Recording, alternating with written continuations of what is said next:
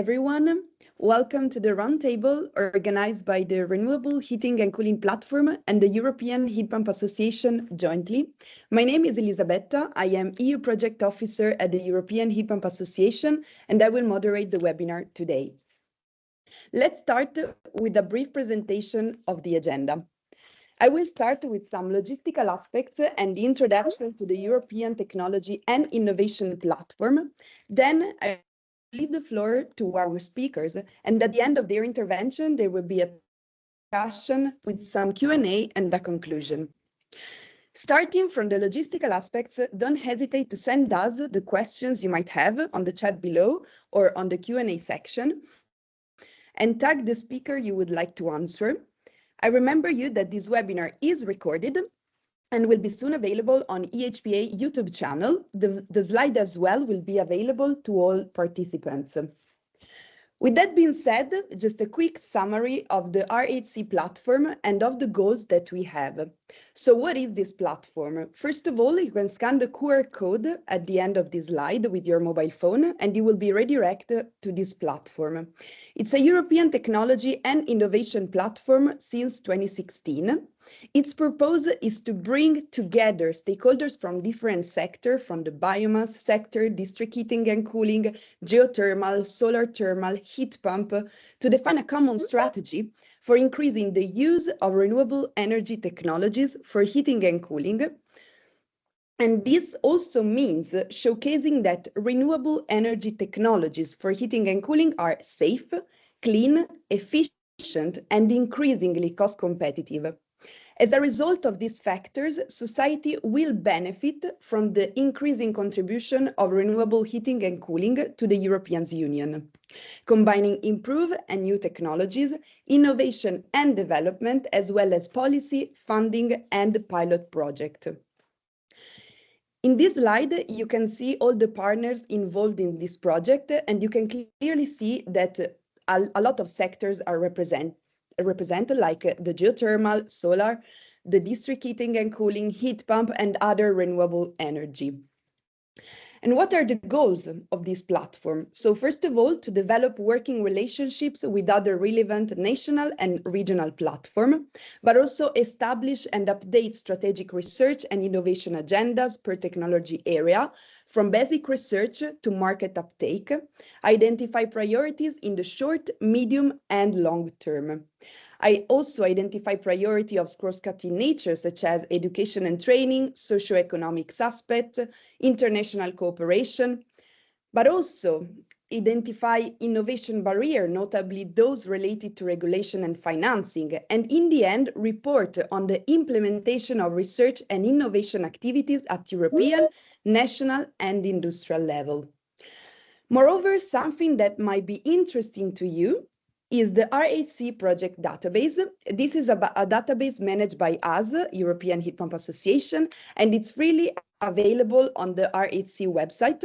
You can see in the next slide how it looks like, and you can also scan the QR code here to be redirected to this database.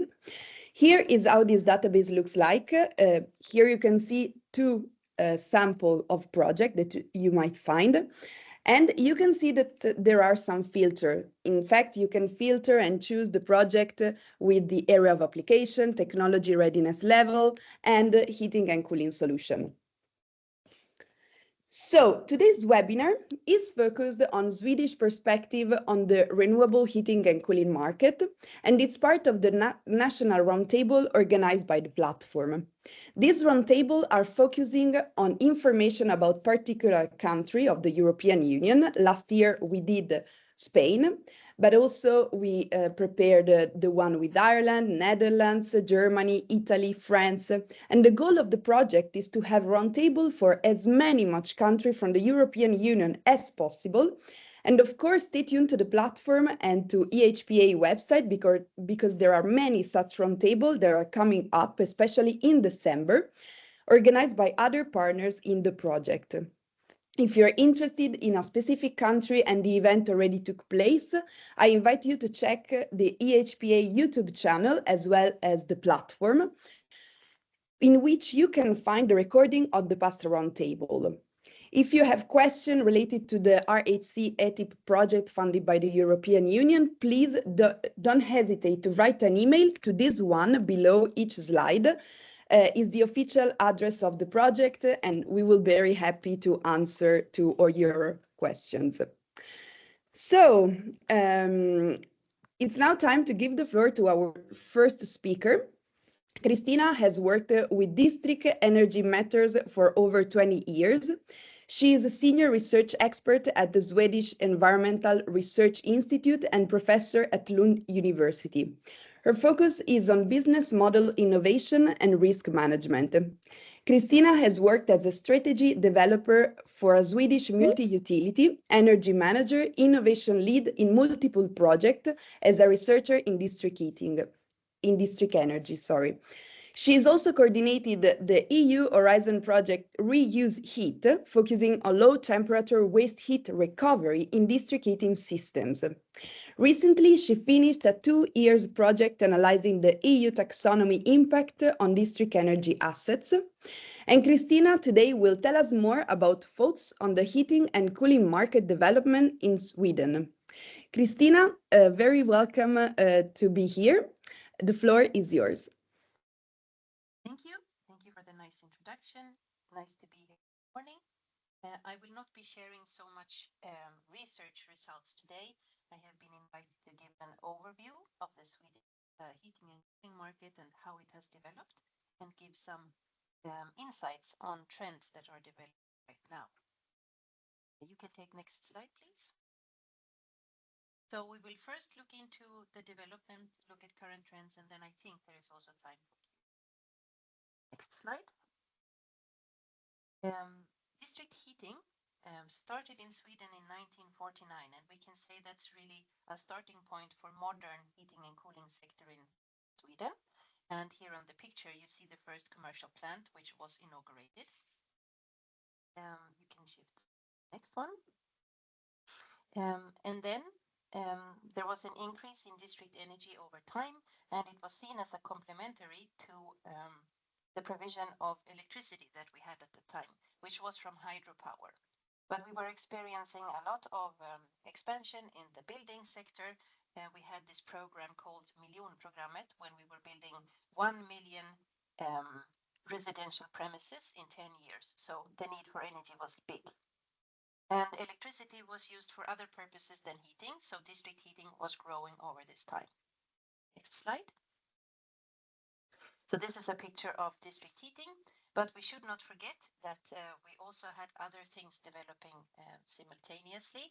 And we have not only district heating in Sweden, we also have individual solutions where we have electrical radiators, for example. You still have boilers in people's basements with biomass or so, and later days also heat pumps. And that was a result from the electrification taking off in Sweden in the 1980s when we had our first large nuclear power wave. For district heating, the 70s and 80s meant that we also had an oil crisis, and a lot of units switched over from oil and fossil fuels to biomass. And this kind of development was then taking place together from that time. So district heating, a very green energy provider, and then we have electrical units as well. The next thing that happened was that we had a privatization wave in 1996. We privatized the electricity market, and people also realized, oh, we have a heating market, so we have to privatize that as well. You can take the next slide. Which led to a couple of years there of no regulation being in place, and people in district energy companies, for example, were doing things differently, and we saw price increases, and there was a lot of discussion about consumer protection. And then we got a heating law in place in 2008, which stabilized the circumstances. So this is how it has developed, and then currently there is a new kind of shock to the heating and cooling system, especially on the district energy side, and that is that we have higher prices of biomass now, and very many companies in Sweden are using biomass. We have also got a large share of waste from municipal waste that we are burning or combusting. And in a longer time perspective with circularity principles and that kind of thing, that will also become an issue with shrinking volumes of waste to burn. But that's not here yet. And on the electricity side, we have this problem that we don't have enough effect in our systems at all times. We are electrifying our country even more with electrical vehicles and a large industrial installation up north. So we have this kind of bottlenecks in the electrical grid. So that's how it has developed over time. You can take the next slide. Sorry, Christina, to interrupt you a little bit. I saw in the chat that some participants are not very able to hear you. If you can speak a little bit louder, it would be great. Thank you very much. Sorry to interrupt you. Should I retake from the beginning? No, just the next. I hear well, but some participants hear a little bit less. But okay, I will speak like this. Next slide, please. So if we then zoom in on district heating, because it has a big share on the heating and cooling markets in Sweden, we have about 100 terawatt being produced per year, and it's a substantial turnover also. And about half of the heating supply comes from district heating in Sweden, as you can see. And then we have electricity and heat pumps, biomass boilers, and other. And our characteristics in district heating is that we have a dominant technology, which is combined heat and power. And the reason for that is that that's what we needed initially, units that could create both power and heating. We are actually world champions on industrial waste heat recovery, and that sounds pretty cool. But when you look at the numbers, it's only about 9% of the heat supplied in Swedish district energy networks that comes from industrial waste heat. So even with that low number, we are world champions, but there should be a lot more to do in Sweden and outside of Sweden on that topic. The Swedish systems are usually high temperatures. You say there is about 86 degrees of average temperature in the systems.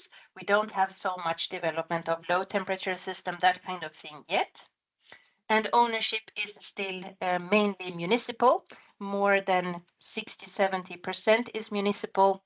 We did see a privatization wave around 2010 when a lot of smaller networks were purchased and consolidated by private investors.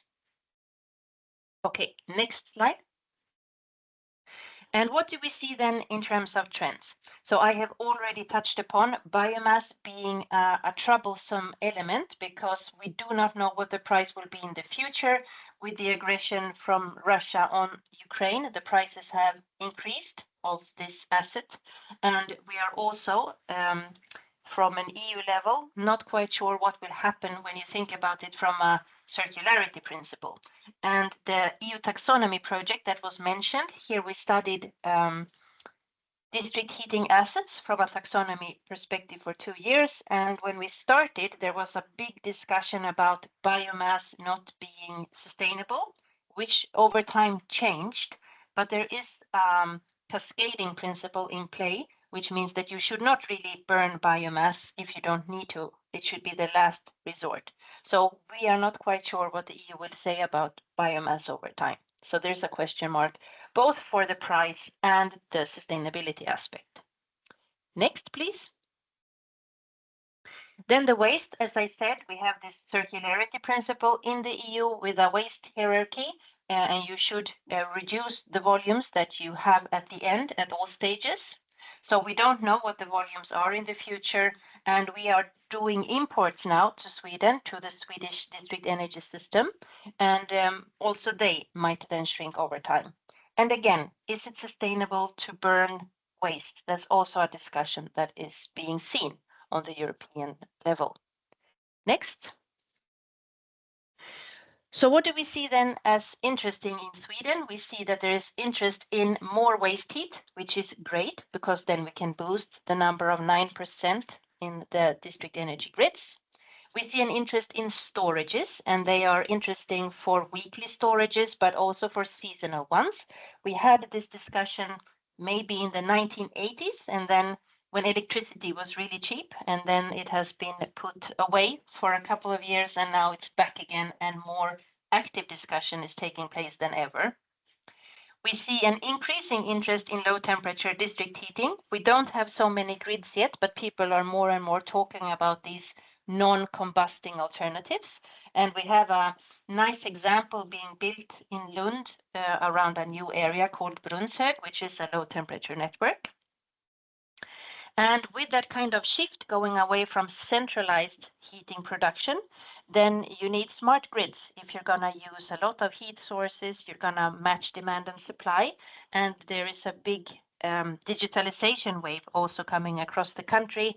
Some companies are really advanced, whereas many have a lot of data, but not really use them. There is also a question who should pay for refurbishments, upgrades, that kind of thing. Conventionally, it has been municipal money for municipal entities, but we see since 2010 this interest from private investors that also can come in, and most likely there will be a shifting investment plethora in Sweden in the upcoming years.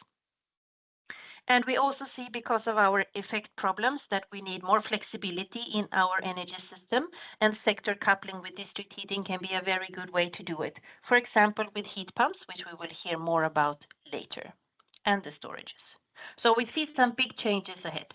Next slide. Yes, I think I have touched upon these challenges, and the sector coupling, as I said, is more and more important with storages, with heat pumps, and we see flexibility services and markets developing now, and that's also something where some district energy companies are really forerunners, whereas others are a little bit lagging behind. We do not in Sweden have so much sector coupling with gas because we don't have so much gas. I think we just have one line coming up from the south to Gothenburg. So that's a limited sector coupling opportunity in that sense. Next. Also a little bit on cooling. We have district cooling in Sweden, and we have, I think, the largest system in the world is in Stockholm, our capital. Here you have a list of a number of district heating companies that also have invested in district cooling over time. And we have some dominant technologies, which are absorption chillers, heat pumps, conventional compressors, but also free cooling and heat pumps for production of heat and cooling. Yeah, next.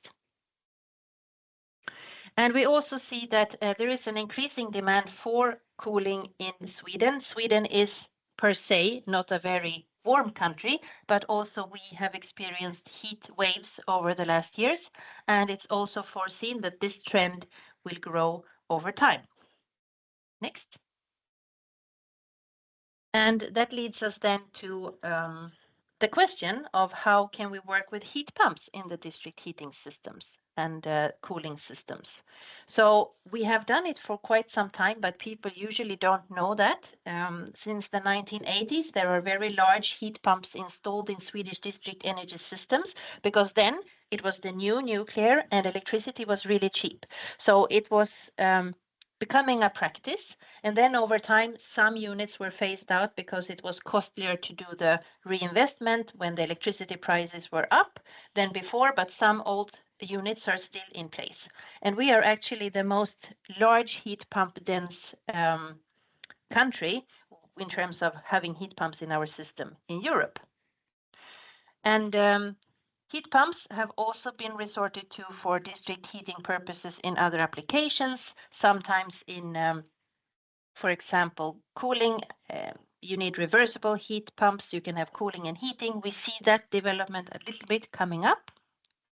And when you talk to district energy companies in Sweden, there was a long time a feeling that you should not engage with heat pumps because they were the enemies. They were taking heat market shares. But including very large heat pumps into the heat fuel supply mix is something quite different, I would say, and probably a development that will come more and more. And especially if we want these low temperature systems and we want to integrate them with the existing high temperature systems, then you probably need to use some kind of interim heat pump, which we studied in this reuse heat project that was mentioned earlier. And for that, it's not technical development that we need, it's more stakeholder development, so we can get new system boundaries and getting stakeholders to interact in new ways, because waste heat has existed a long time, district heating networks have existed a long time, and also heat pumps, but it's connecting them, which is the news. And I think by that, it's my last slide. If there is room for questions, we can take them now, or I leave the floor to the next speaker. Thank you very much. Thank you. Insightful. And also thank you for flagging the stakeholder development needs. Indeed, all these webinars are also useful for this reason, and we hope that stakeholders are here in the audience and can hear us and our need too. So thank you very much. Also, I remember to the participants that they can ask the questions now or at the end of with the panel discussion at the end of the speaker presentation. But thanks very much again, Christina. Now I will move to the second speaker, Joakim. He is founder and CEO of Absolicon. He has been dedicated to solar energy since childhood, designing his first solar concentrator at age 11. With a background in engineering, physics, and leadership role, including chairing the Union of Youth Researchers and contributing to the UN Commission for Sustainable Development, he combined his passion for sustainability with innovation. In 2002, a research initiative funded by his family company Logosol involved the top Swedish university and laid the groundwork for Absolicon. Established in 2005, Absolicon focuses on commercial solar concentrators supported by the Swedish Energy Agency and now operates with 30 employees delivering 20 installations across 3 continents. Today, Joakim will tell us more about the potential of peat storages and solar thermal in the Swedish district heating network. Thank you as well for being here, Joakim. The floor is yours. Thank you. Well, Absolicon, we do solar concentrators. Next slide. And we have focused historically mainly on food and beverage industry. So this is what we have built with Carlsberg in Thessaloniki. Carlsberg. Can move up to this, and then you take the next one. Then we have the installation we have with Birra Peroni in Bari, and those installations then provide the process heat for the industries. Next slide. So the solar concentrator, it's a parabolic trough with a parabolic mirror inside that focus all the light on this black thin pipe that you see in the center of the collector. And this pipe is selective coated, so it absorbs all the visible light, but does not emit any infrared. And one thing that differs Absolicon from other concentrators is that we protect this design with a hardened low iron glass on top of the concentrator. It's difficult to see it on the image because the glass is anti-reflect coated, so it's almost invisible. But imagine that if you didn't have this glass, then it would accumulate a lot of dust inside this parabolic trough. When we build those collectors, we do that with very little material, just a little steel, a little glass. So we have very low CO2 emissions. Next slide. And often in this kind of discussions, it's considered that renewable energy has 0 CO2 emissions. But in reality, both wind and PV have quite large CO2 emissions when the production sites are erected. And typically photovoltaic have about 40 grams per kilowatt hour of produced electricity. Solar thermal in general is better. We are in an average around 20 grams CO2 per kilowatt hour of heat. But the Absolicon collector, we are only 8 grams per kilowatt hour of heat. And as I said, normally no one cares about this because they consider renewable energy to be 0, the same as burning biomass. But if you really do with the life cycle assessment, you find that it doesn't really look that way. So we are interested in customers who really want true low CO2 emission. We have recently started to work with a carbon removal industry that takes CO2 from the atmosphere and put it down in the ground again. They need a lot of energy, and solar thermal is the lowest CO2 emission for this thermal energy. Next slide. When you compare to photovoltaic, what we see in the industry is that it's often lack of space next to the factory to install. And compared to photovoltaic, solar thermal has about half the cost and 5 times the production on a given area compared to photovoltaics. So what we usually say is that put photovoltaics on the rooftop, and then you put solar thermal on the ground next to the factory. I would also say that sometimes people say, well, but if you have a PV, then why don't you run a heat pump and you get 3 times the energy? And that is a very good solution if there are a low temperature demand, like below 90 degrees. But if you want to have 160-degree hot steam that we are producing, then the coefficient of performance is not looking so good. So heat pumps in industry is mostly used on lower temperatures. And we see that there is not really a competition between PV and thermal. A typical food and beverage industry uses about 25% of their energy consumption is electricity, and 75% is photovoltaic, is electricity. So this 25 that is electricity would come from PV. The 75% that is heat would come from solar thermal. And the surface of the industry is about equal for the PV and the thermal. And we have done hundreds of evaluations with industrial customers around the world, but it has emerged quite few installations. But all the multinationals, food and beverage industries, they are still considering doing PV installations and solar thermal on their plants, but very little have happened in that aspect. So we own this technology. We have over 60 patents making the concentrators. Next slide. But the Absolicon business concept is actually not to sell the solar collectors, but to sell robotized production lines. And that's because when this solar thermal revolution happens that we are waiting for, then the production volume needed are very, very large. And we are the only company in the world that has a solution for a rapid rollout globally of industrial solar heating, using our partnership with ABB and Siemens to be able to ship those production lines around the world. And if we take like an example, this production line you see on the image with 2 large ABB robots, it produces 100,000 square meters of solar collectors every year. But a small city with like 100,000 inhabitants like Umeå, they need 1 million square meters of solar collectors per year to cover their heat need.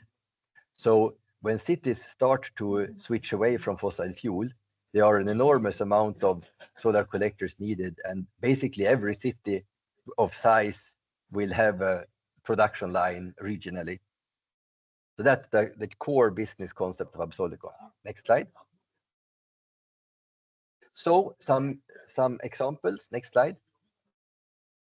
So in Sweden, you see that every small city is actually using district heating. About half of all the homes in Sweden are heated with district heating. And you can see a majority of them are red, meaning they are burning biofuel. The bigger cities are burning waste. And you also see there is some torv, some peat burning in some cities, even that is a quite CO2 heavy fuel. And you can also see 2 out of those, about 80 district heating in north of Sweden is using waste heat, that is the brown. Next. And in southern Sweden, it looks similar. Every little city have a district heating plant. And in Sweden, there are in total about 500 district heating networks fired with waste and wood chip. You can see the orange ones that are the waste combustions. In whole of Europe, there are about 19,000 district heating networks, and they provide heating for 77 million people.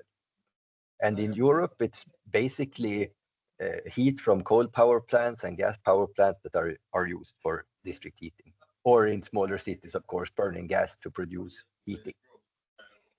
And as we discussed, this is a historical situation. Next. And the Swedish politicians, as well as I think politicians in the EU and different countries, they could totally forget about the heat. And I think that is why both solar thermal and heat pumps are struggling to get the financial backing and the attention of the politicians. I saw recently some posts that the Swedish politicians didn't think that heat pumps were very common in Sweden, while in reality there are millions of installations. And this is just to give a perspective that the total electricity sales end use is about 135 terawatt hours, and the district heating is about 50 terawatt hours. But if you look how much space they take in the debate, all of the debate is about the electricity. So, and okay, how will we fix this then with the district heating? Next slide. So this is what we have built in Sweden, a solar field that provides then up to 120 degrees hot pressurized water for the district heating. It's providing a sunny day at peak about a quarter of the heat load of the city of Härnösand. And it's a demonstration to show that there is no problem even in northern Sweden to make the suitable temperatures for district heating. Of course, in winter, we don't have barely any sun, and then they don't produce any. But in summer, we produce as much in Härnösand as a solar thermal collector in Spain. And this, I think it's important to remember that the amount of energy from these kind of concentrators, it's not related to the outdoor temperature, it's just related to the solar insulation. And along the coast in Sweden, we have very good solar insulation, just as good as Spain in summer. And the reason why we don't get as hot as in Spain is that the sun is coming more horizontal to the ground. In Spain, the sun is shining perpendicular to the ground and the ground gets very hot. In Sweden, the sun is standing quite low on the sky, and therefore we don't get as hot, but we get as much solar, and we can use that to run the district heating. Next. And we have worked a lot with the Danish Technical University and Plan Energy in Denmark to introduce the Danish pit storage technologies in Sweden. This is an example from the Danish city of Dronninglund, where 50% of the heat comes from solar thermal and heat storage. This is not our collectors. This is a Danish solar collector that operates on lower temperature, but the temperatures are still high enough to be able to fill up this pit storage in summer and store the heat then all year around. And the storage here is heated to 85, 90 degrees. And then to empty it down to 15, there is then a heat pump to is taking heat from the storage and putting the heat on the net. And I think this is how the heat pumps can get much higher coefficients of performance to work together with solar thermal and seasonal heat storage. Because instead of taking heat from the ground or from air, you can take it from a hot water pit of 40, 50, 60 degrees centigrade. Next. And here you see what it looks like before it's filled up with water. You dig a big pit in the ground and you have a liner inside, and then you put on a meter thick lid on top. And maybe the most amazing is that during a year, you have very low heat losses from this big water volume, thanks to the large volume and the low proportion of walls. So between 7 and 15% heat losses from summer to winter during a whole operation cycle. So we think that this is a real promising technology also from Sweden, but there were a lot of technical questions also. Next slide. But what have prompted a higher interest in this is what we mentioned earlier, that the biofuel in Sweden have doubled in price the past years. And I would say it's a combination of several things. One thing is that in the past, district heating were able to use waste from the forest industry. But step by step, this wood chip is finding more applications, making aviation fuel, plastic, clothes. There are more people who want to use the biofuel, and there's also created a biofuel market in Europe that wants to burn biofuel.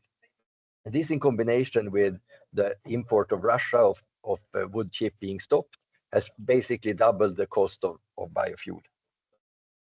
And this is a situation that has put many district heating in big trouble, because they have increased the price 10-15% the last 2 years, and that's not very popular. Next. So 2002, the Swedish Energy Agency made an investigation of the potential of using solar thermal. And this is the result, that the bottom 3 are those small district heating networks in Sweden, and they concluded that 100% of the small district heating networks would use solar thermal profitable.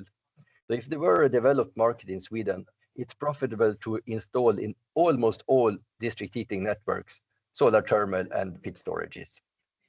And even in the big cities where they have a lot of waste combustion, it is profitable to install. This is if you have a favorable situation where the politicians actually have taken actions to reduce the market introduction costs. And the market has started and has about 100-200 million euro in turnover every year. So the Energy Agency has proven that it's profitable to install solar thermal, but the question was still if it was technically feasible. Next slide. So what we have done now with Dalarna University and Halmstad University is that we have made maps of the whole of Sweden, looking at the different ground areas inside the district heating areas. And we have identified that there are suitable ground conditions to build pit storages in more than half of all the Swedish district heating networks. So we have detailed maps to show where it would be suitable to build those pit storages, and then how to combine it with solar thermal. So this is now knowledge that we are going to release in a few weeks from now, and we are going to tell every single district heating network in Sweden how they can solve this storage problem. And we are super proud of being able to have done this work together with the university. It's a big step forward in building this seasonal storage in Sweden. Next. Because what we see is that if we are going to manage the climate challenge, we need a revolution on solar thermal, similar to the revolution that has been in wind and PV on the electricity side. We need a solar thermal revolution on the thermal side. And this graph is from IRENA that shows how it must look like in their 1.5 roadmap. And we see that there is a huge interest for solar thermal, but there are still some factors lacking for the mass market to emerge. Next slide. So now I'm going to get a little more detailed how it will look like when we do this investigation for a specific district heating network. Next slide. So the first step is to collect the data and analyze that you have the right data. And we have a number of different tools to analyze the data from a district heating network. Compared to industry, it's much easier to get correct data and to evaluate it and see that there are no errors in the data input to the simulation. And usually it looks like the graph to the right, that about 4 or 5 months of the year, the load is quite low. In Sweden, all the district heating networks are running the whole year, providing domestic hot water in summer and domestic hot water and heating in winter. We know that some district heating networks in Southern Europe, they don't provide for domestic hot water, so they are closed in summer, but our networks are always running. And this is causing different problems for the district heating network, that there is such a big variation on the power needed. Next slide. So this is a more detailed image of a district heating network. You can see that on the sides here, that is in spring and in autumn and winter. And then the district heating network usually have a big wood chip boiler that is running. And in the summer period, this district heating network have a pellet boiler instead that operates when there is this lower load. Some district heating networks, they don't have the pellet boiler. They just try to tune down the wood chip boiler, but then they run into the wood chip boiler running on very low efficiency and having operational problems due to it's not really built to work on low operation percentages. Next slide.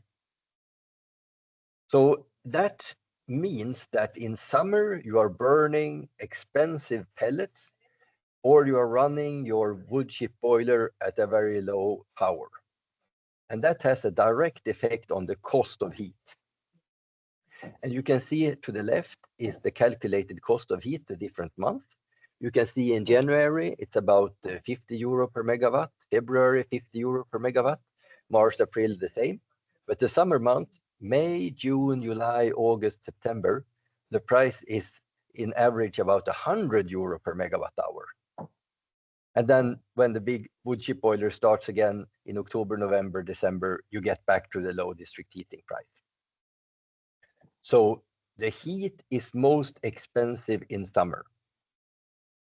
And this is so counterintuitive. So not many people in Sweden have understood this, not even if you talk to the chairman of a district heating company or the technicians working in a district heating network, that the heat is most expensive to produce in summer. And one reason why people don't understand this is that to compete with heat pumps, the district heating networks have applied an opposite pricing structure. So you see the pricing structure to the left of a typical district heating network, that in winter, they charge 83 euro per megawatt hour. Then in summer, they charge 51 euro per megawatt hour. And then in autumn, November, December, they go back to 83 euro per megawatt hour. So as they are charging this, people also get this impression that in summer, heat is cheap, in winter, heat is expensive. And this influenced the whole thinking in the district heating networks, not only the consumers. But as you see, if the district heating network would have done a pricing that was according to the production cost, it would be the opposite, that they would sell expensive heat in summer and cheap heat in winter. And as I said, the only reason they have done this is to compete with the heat pumps. And this creates a very strange situation when you come with solar thermal, for example, because they think that they have cheap heat in summer, but in reality, the heat is very expensive. And this is, of course, that the pellet prices have doubled. It increases this production of heat in summer even more. Next slide. So what we do then when we come to this kind of district heating network is that we optimize the solar field to reduce cost as much as we can. And you can see to the left how it looks like when we do the simulation. You have the blue, dark blue. It is heat that we provide directly to the district heating network. And this is a Swedish city it's been simulated on. So you can see already from Mars, there is a big input for the district heating. And then in summer, we have a surplus. So then we take the light blue, that is the surplus, and we put that into the storage that becomes the yellow. So the yellow is the energy that we are storing month by month in the storage, and then we feed it back. Oh, sorry, I said wrong. The yellow is the surplus that we feed into the storage, and the light blue is the discharge from the storage that we feed to the district heating network. And then we have a small surplus as well, the red, that is not used because the storage is full and the network is not needing more heat. So from this simulation that is individual for each and every district heating network, we go to the next diagram where we have the storage volume on one axis and the aperture area on the second axis. And then we get the delivered volume of heat depending on those two parameters. And from that, then we are able to do a cost optimization to show what is the most profitable size of solar field and pit storage or tank storage for a specific district heating network. So this is a service that we offer to district heating networks. And during spring, we will focus on Swedish district heating networks, bringing this result from the pit storage ground research with this simulation and see what Swedish district heatings who want to cut down their cost of summer production. So That was my presentation. Thank you. Thank you very much, Joakim. Very interesting. I can see that there are some questions, but I leave them for the next session, the panel discussion. So we have now the third and last but not least, Mattias. He is industry developer at the Swedish Refrigeration and Heat Pump Association, one of our members. He was previously engaged in technical property management within the public sector. He has a Master of Science in Mechanical Engineering, Applied Thermodynamics and Refrigeration at the Royal Institute of Technology in Stockholm. And today, Mattias will focus his intervention on 50 years of heat pumps in Sweden, today landscape, future development, and best practices. Thank you for being here, and the floor is yours, Mattias. Thank you for inviting me, Elisabetta, and the Swedish Association to speak about the Swedish perspective. Next slide, please. I wanted to start by sharing a slide on the National Association, what we do. We have around 900 members. We have manufacturers, importers, and wholesalers. They are putting the products on the market. Then we have the installers and the service companies to install them at the customer premises and keeping them working. Then we also have information customers. And what we do, we work with market intelligence. We understand what is going on in the society and act upon the changes we see. And then we work a lot with the competency to make sure we have a skilled workforce. We try to attract young people to choose our profession, working with heat pumps, and also upskilling is very important. We arrange, for instance, a Swedish school championship to increase the interest and lift the importance of the profession. We gather sales statistics and provide quarterly market reports. And we provide information to many parties and act as a contact point for the country. And then, of course, we are active also in the standardization work, both in Sweden and European-wide. And we run an innovation cluster, which is financed by the Swedish Energy Agency. We are currently developing a new heat pump together with the Academy, with the Royal Institute of Technology. And then we are producing Svensk Kylnorm, which is the Swedish refrigeration standard. And we do advocacy work locally in Sweden and also together with you with EHPA and area on the European level. Next slide, please.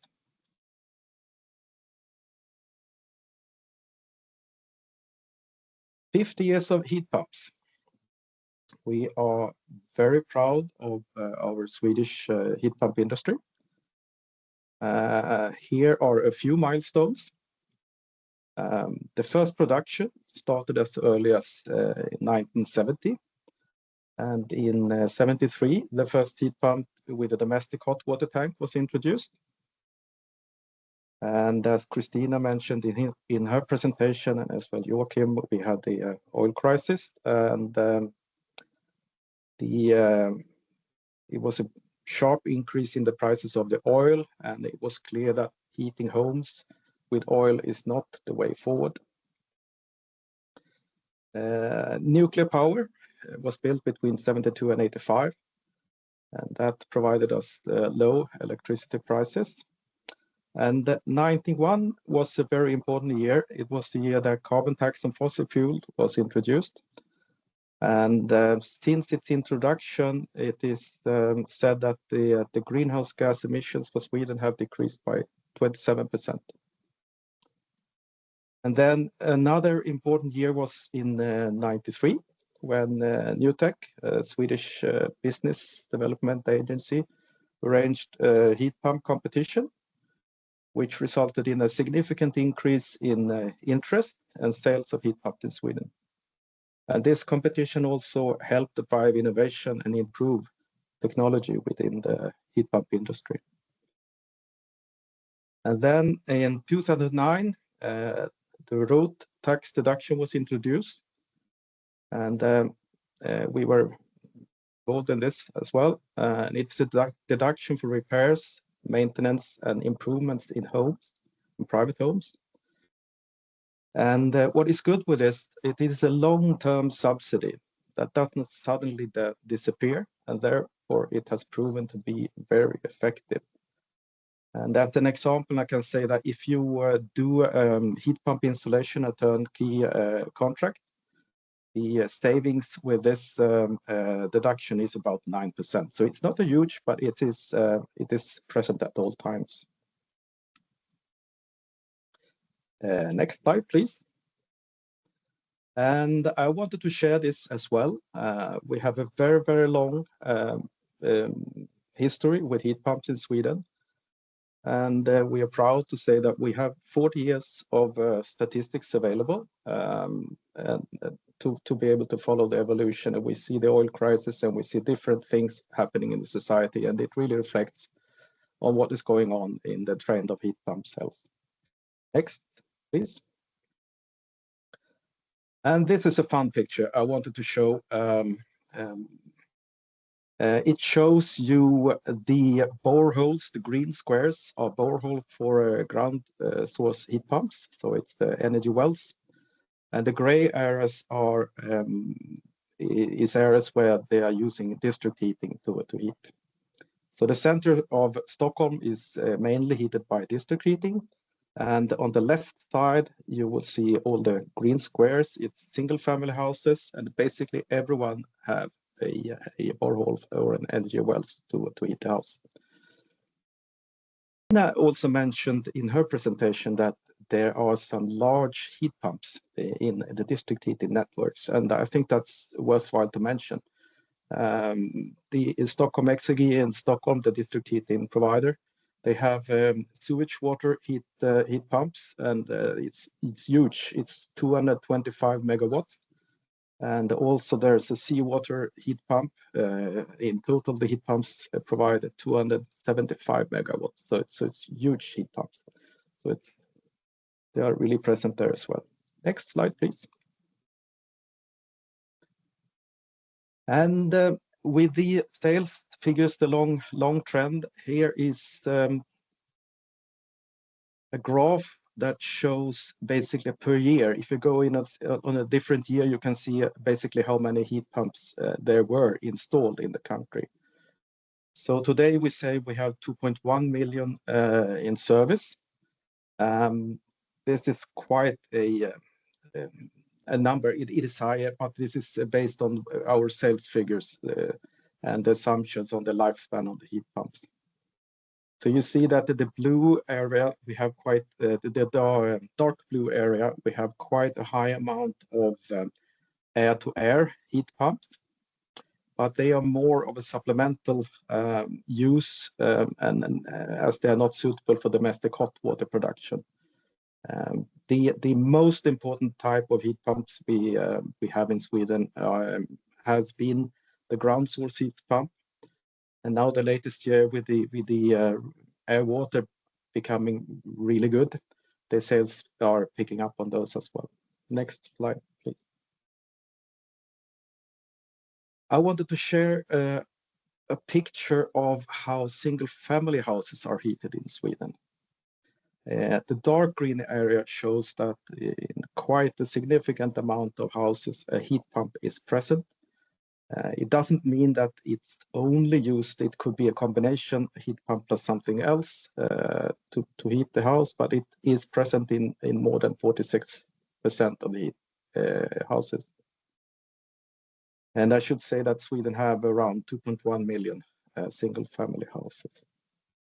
If you combine the green areas, heat pumps, biomass, and district heating, together they are representing about 85% of the heating. And if you include the direct electricity heated houses, then we reach 93%. And what you can see as well is that gas heating is only 1% in Sweden, 17,000 houses, so it's really not not important for us. And I should say regarding the electricity mix in Sweden, it consists of low carbon sources mainly. Next slide, please. This is a graph we're using to monitor the cost development of various types of energy carriers for heating. If you look at the red line, it's the cost for a house heated by direct electricity. And the large light blue area is district heating. And as both Christina and Joakim pointed out, the biomass prices has increased quite a lot. And you can see that the last 2 years, there's been quite dramatic price increase on the district heating in the top of the light blue area. And clearly, heat pumps are the winners. And for the calculation here, we are using a seasonal performance factor of 3.7 for the calculation. So basically an efficiency of 370% compared to direct electricity. In Europe, the main topic is the spark gap between electricity and gas, and we do not at all have this kind of discussion in Sweden. We compete with district heating in areas where they are present with the networks, but apart from that, we are a very large country, and district heating is not available in many of the areas with the single family houses. Next, please. Every year, we perform a survey among installers of heat pumps. And we ask them a set of questions. We call this survey Pulsen, the pulse. And this is actually from this year's Pulsen. It is not yet published in printing, so this is actually the first time anyone see it. So we focus only on installers that also install heat pumps in single family houses, and we find it very interesting to be able to follow the evolution of the cost. If you look at the left side, the ground source heat pumps, you can see that was a quite steep increase of the prices in 2023 due to inflation and increased cost to source parts, and as well as there was increased cost for drilling of the boreholes. What we see now, the new survey for 2024 show that we are pretty much flat compared to 2023. If we move to air water, you see also that the prices are quite flat. And for the exhaust air, it is slowly increasing, or it's increasing. But if we go to the last one, checking air, we see that it has been a small increase every year since 2018. I think this could be quite interesting for many countries to look into, to see what the costs are for a turnkey contract. And this is including VAT and before this tax deduction I mentioned earlier. Next slide, please. And also in this survey, we are asking the installers, what type of heating system have you been replacing or supplementing by a heat pump you have installed during the year? And if we start looking at oil, I think it's fixed in the, if you look at the oil, it's since 2010, it's really, really interesting to see what has happened. And it has been quite a rapid phase out, and maybe we could expect to see a similar development in Europe for gas when the sales of heat pump is picking up speed. I think this is the good slide. Yeah. So 1 out of 3 heat pumps that are installed in Sweden today replaces an old heat pump. So we have a very, very mature market. And you look at the right-hand side, the red square or rectangle, so only 1% of the heat pumps that are installed is installed to replace a gas heating. Next slide, please. Here are a few best practices I wanted to share. What we do have in Sweden are climate advices. They are financed by the Swedish agency, and they are present in all municipalities we have in Sweden. We sometimes help them by speaking during webinars and also when they have events with citizens. And then we have a website on F-gases, and it is used a lot by our installers, but also the regulatory authorities. You can check GWP values, and if you need to, you can check if you need to include the heat pump in the yearly inspection, etc. And the calculation with the HFOs as well available now with the new F-gas regulation. And then we have the Swedish refrigeration standard. We consider it to be the Bible for our industry. And if you follow this standard, then you comply with all the regulation we have. And we have 2 full-time employees working on keeping this up to date. And then we should mention GeoGuide, the GeoGuide. It is produced by the Association for the Drilling Companies in cooperation with Swedish Geo-Energy Center and us. It provides knowledge of relevant regulations and about geology, sizing on the boreholes, and a lot of best practices.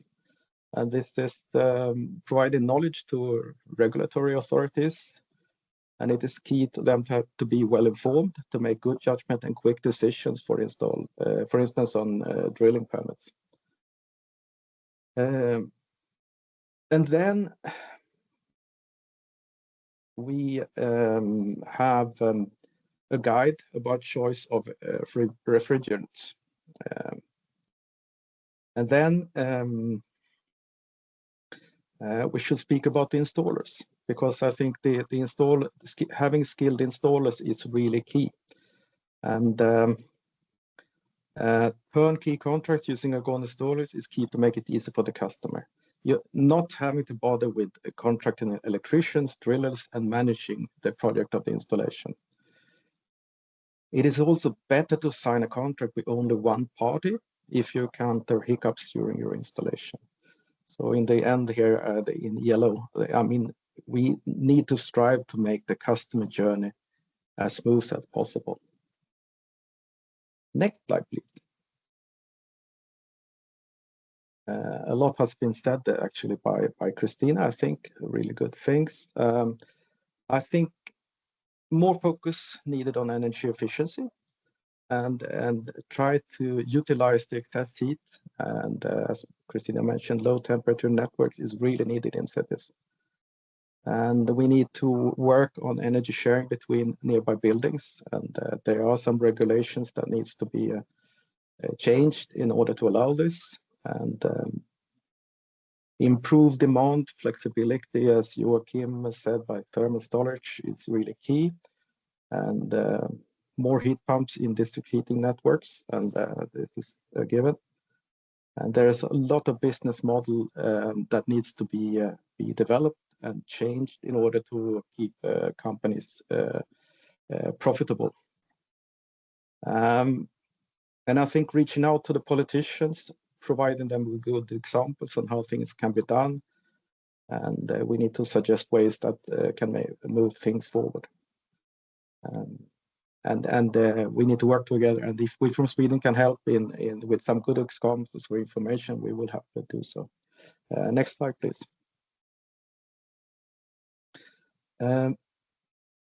There are many ongoing regulations to help reaching the goal of Fit for 55. And heat pumps really play a key role here to propel the reduction of greenhouse gases by electrifying the heating sector. The technology is available, the manufacturers are ready. Politics needs to help us providing a clear path forward and act on the spark gap between electricity and gas. And last but not least, in order to succeed, we need to work together between district heating, heat pumps, and all the industry to find ways to work more efficient. Thank you very much. Thank you, Mattias. Thanks a lot. I can see that there are some questions for you and for the other speakers in the chat. The first of all was for Joakim. Oh, wait. Here is the panel discussion time. So Joakim, why I can do you put the question. Yes. When you compare those different energy sources, we have the same challenge with solar thermal, and with those capital investments, it always comes down to the interest rate and the amortization time. So when you did, and that different customers have different ideas about the amortization and the interest rate. So when you did that helicopter view on the prices, what amortization and interest rate are you looking at?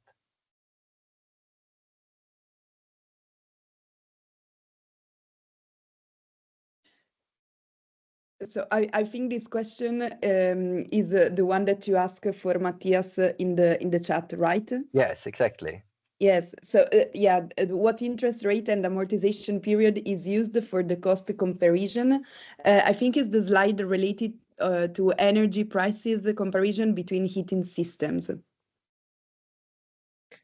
No, I think this is used on. We are using the monthly costs. So this is just the.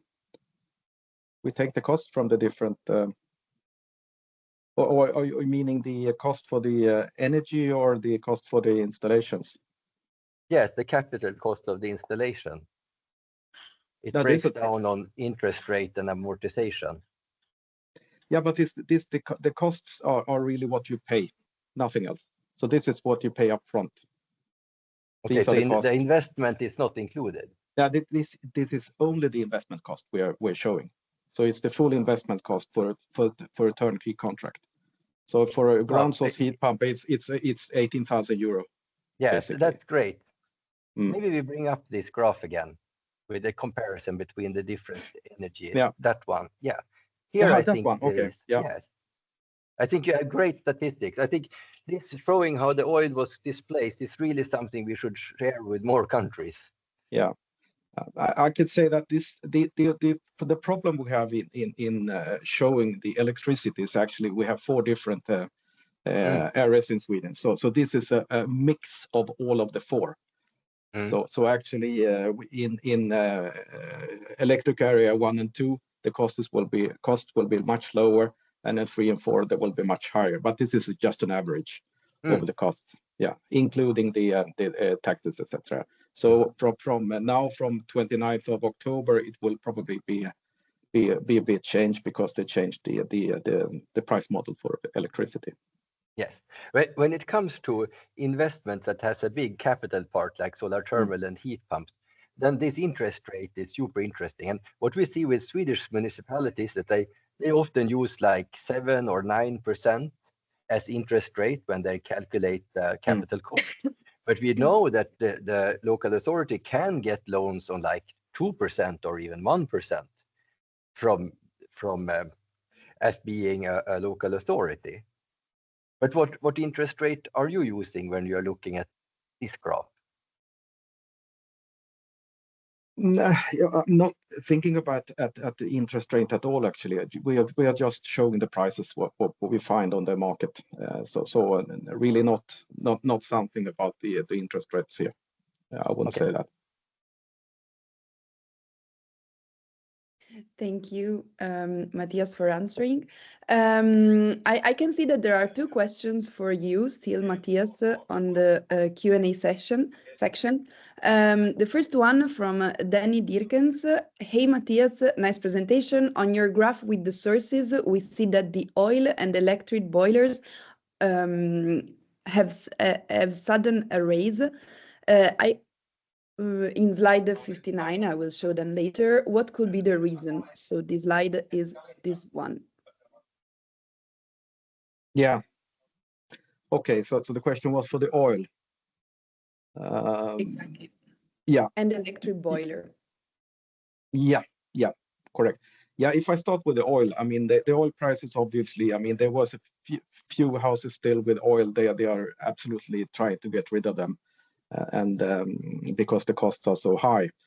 So since 2010, it has disappeared, and we should say, I mean, we look at trends, so the exact number per year can differ a little bit because we send this survey out to some 600 companies and say we get some 65, 70 answers back, so around 10-15%. So it can differ a little bit.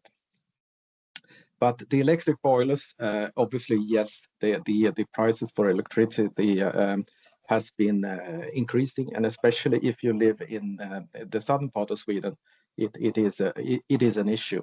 I mean, we have a lot of hydropower in the northern part of Sweden, and the cost of it is difficult. The cost of the in the southern part, it is not available at the same low cost as it is in the north. So houses with electric boiler has been decreasing, and also there is actually an ongoing subsidy for getting rid of electric boilers. So you can get some money from to get rid of them. Thank you. I have also a few questions for Joakim and Christina. The first one for Joakim, why do you prefer pit storages over BTES?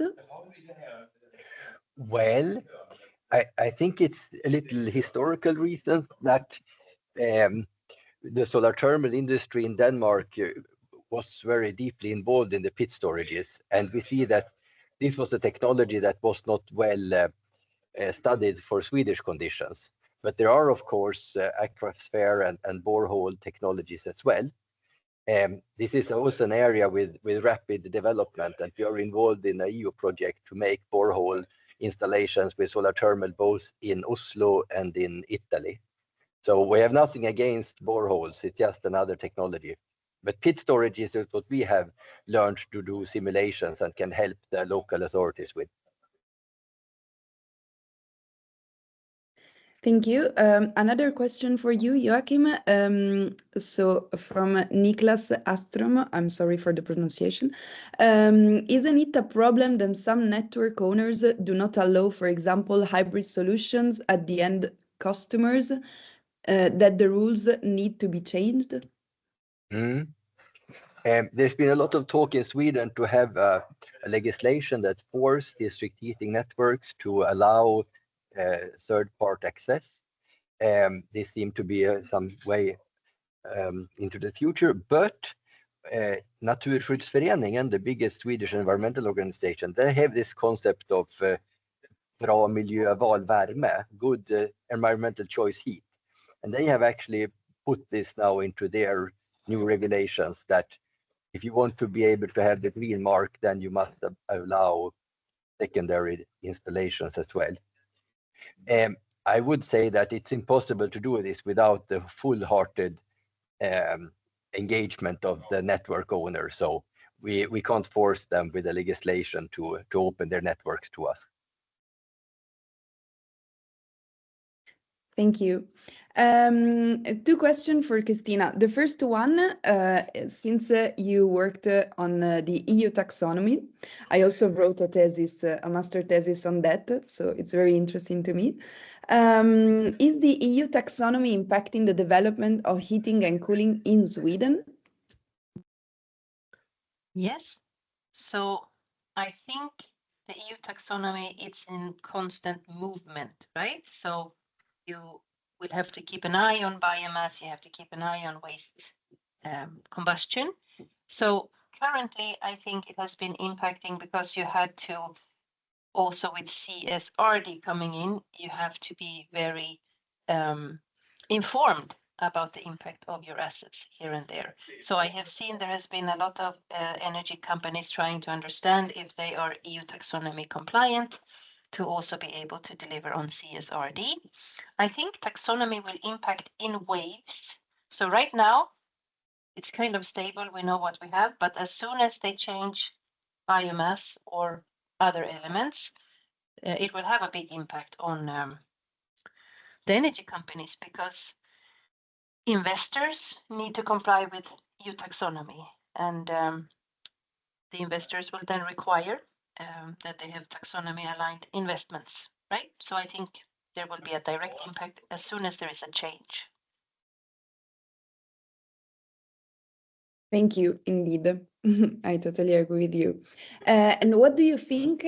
Well, you already explained a little bit in your presentation, but what do you think about combustion's alternatives in district heating in Sweden in the upcoming decades? Sweden is a country with a lot of biomass and waste to energy incineration. Yeah, so I often say that I believe in a future where we have very limited combustion units. Of course, there will be some waste fractions left. I think we will shift away from combusting biomass. There is also, even though Sweden has a lot of forestry, there is also competition about the biomass for other purposes, petrochemical industry, people who are making furniture, that kind of thing. I know IKEA, for example, is competing on residuals from forestry for parts of their furniture. So I think over time we will not combust so much waste or biomass in Sweden. And that leads to a future where you need other alternatives. I believe a lot in waste heat. I believe a lot in storages. And we need other combinations, may it be pit storages, solar, heat pumps. I think we will have a very heterogeneous future for district energy systems. Thank you. And I have two questions for Mattias and one other for Joakim. So the first question is related to heat pump. Do you see any clouds in the sky for the rollout of more heat pumps in Sweden? Yes, we have the Energy Performance of Buildings Directive, and we need to see that the implementation goes smooth there, and we have had a complaint with the EU regarding something called weighting factors. So we hope that this will come out in a good way, so that it doesn't create any curves and bumps on the road. So, but we need to get a clear path forward from the politicians, and we have been speaking with some member companies, and they do not say that we need so much more subsidies, but we need to have a clear path forward.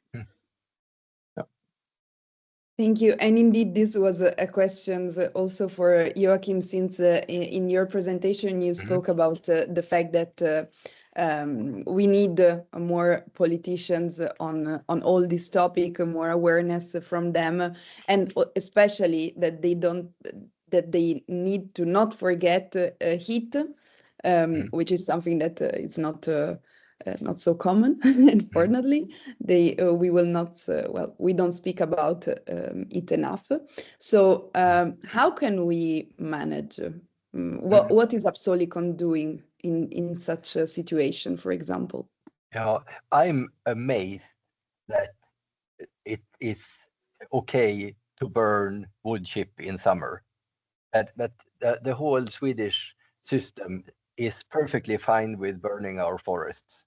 In Sweden, 80% of everything we take from the forest is burnt within 2 years as waste from the forest industry or as packaging. And to me, it's a complete waste, especially now when we have a situation where the last old growth forests are cut in Sweden without much consideration for the natural values that are there. Those high prices now on biofuel is really pushing this cutting of the last original forest in Sweden. And that the politicians doesn't see this as a problem. I can't understand it. How come that it's okay in summer to burn our forests to get this heat that we can do very easily with heat pumps and solar turbine? And I think for solar thermal, what is needed is that there is a political consensus that we want to burn less biofuel first in summer and then with seasonal storage around the year. And then there needs to be a plan how this transition is going to happen with solar thermal and with heat pumps. And it cannot be, as it's been in the past with solar thermal, like a support scheme that is on for 2 years and then it's off and then it's on. And as you pointed out, Mattias, that for heat pumps there is a small grant, but it's at least all the time, so you can trust it. And this is super important, that when the politicians now build for an energy transition, that they build something that is durable and that the industry can rely on. Thank you, Christina. I see your hands up. Yeah, I just wanted to add to that I also think it's strange that we have district heating then as an industry, which is very mature, and we understand there is a lot of need for transition in it, and there are not really any subsidies with the motivation that it's a mature market, which is true. It was very mature, but now it has to transition, and transition costs money. So I find that like a system error in thinking. Had to say that. Thank you. And Christina, because also in your presentation, you spoke about stakeholder engagement and the need to involve more stakeholders on that. What are the solutions that you envisaged in this case, if you have any? I think that already the European project that you worked on and also this one that is related to this webinar are useful, but do you have any other solutions maybe? Yeah, I think one is that you need to, I wouldn't say educate, but you have to create awareness amongst stakeholders that you can do things in new ways. For example, then recover waste heat from sewage water or things like that. And when you have created awareness, you have to facilitate that a new market can start. So we have made this policy suggestion for the EU based on the project, which is that in public procurement, every time you build a new building, you should make sure that you have an identification. Is there any waste heat source that we could use here for heating or cooling purposes? And if so, it should be mandatory to include it, even though it might cost a little more. So I really think that public sector and public procurement could be a front runner in making it happen initially. And then I think we have so much money coming to do the energy transition from the Green Deal, but we have seen in other research that there are no requirements for the investors on how to finance. So they still have their usual requirements on risk return. So they invest in the kind of projects they are comfortable with and that they already know. So it means that they don't really invest in things that bring energy transition forward. So we need some kind of structural change in the finance scheme so you can get the greeniums that everybody talks about but doesn't really happen. So I think you have to work with different stakeholder groups in different ways, but you have to have them in one and the same direction, which I don't see happening right now. Absolutely. I totally agree with you. And thank you. Actually, a last question for the three of us, actually. Your presentation were already very explanatory on that, very clear. But if I have to ask you, how do you see that Sweden can help in the decarbonization of Europe? In a short sentence, your presentation helped a lot on that. But do you have a specific suggestion? Mattias, we can start with you. Yeah, to provide good examples, we have some good examples. And I wanted to connect with something Christina said, or at least something I thought about. We have the Swedish Energy Agency. They are facilitating different networks so that we sit together. We have Lågan, we have Besmo, we have different arenas, so to say, that we sit together. We have the energy companies, building owners, and It could be banks and insurance companies. And when you sit together and discuss things, magical things happen. You understand different views you haven't thought of, and this is really crucial to sit together and speak. I think this is really good.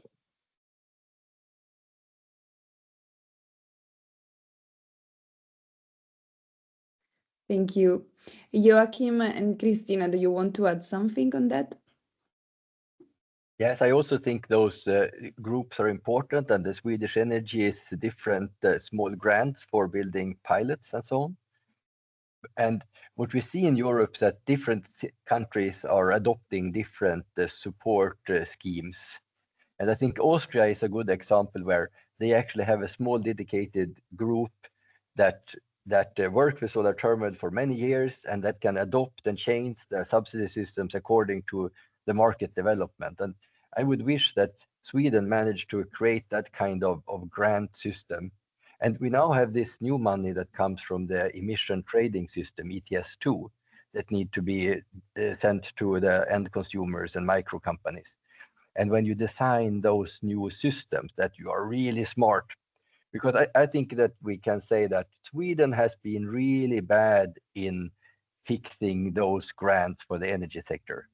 There's been, especially the heat pump business and the solar business have really been damaged by the way the investment grants has been designed to phase out oil burning and other. That has been